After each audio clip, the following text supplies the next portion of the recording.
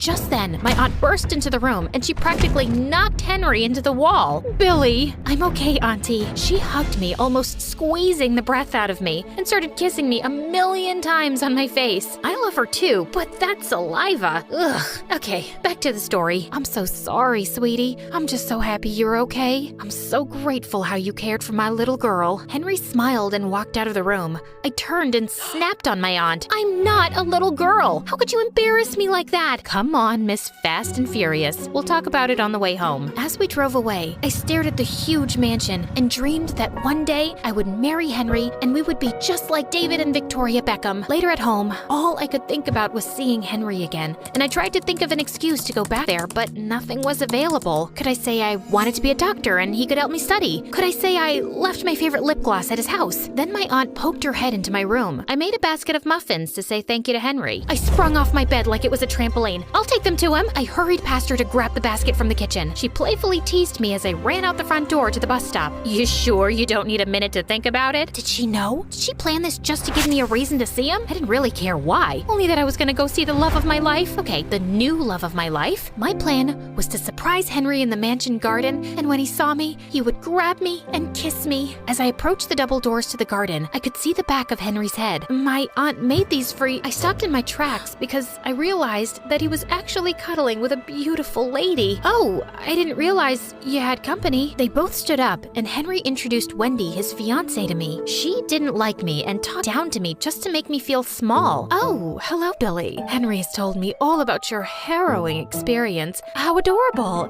You made muffins. I'm sure our workers will like that. She turned her nose up at the basket and laughed at me. Fiancé?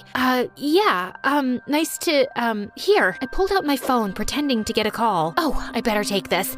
Could be one of my many boyfriends calling. Not that I have a lot of boyfriends, cause I gotta go. I rushed to get out of the mansion. I was feeling like I'd never find my true love. Even the queen of mean snagged a guy like Henry. Was I destined to be alone forever? I actually believed that my soulmate was a mythical creature existing only in fairy tales. With tears streaming down my face, I almost ran straight into a very handsome boy my age. Oh, sorry. It's okay. I get turned around a lot, and I live here. Are you okay? Why are you crying? He touched my face lovingly to wipe away the tears. And yeah, you guessed it right. I felt like I had found the love of my life. I'm Robbie. Hi, I'm Billy. I was Henry's patient. Is he your dad? I realized how silly that sounded and laughed it off, like I'd meant it as a joke, which made Robbie laugh too. I was so relieved that he had a good sense of humor. No, just my annoying older brother.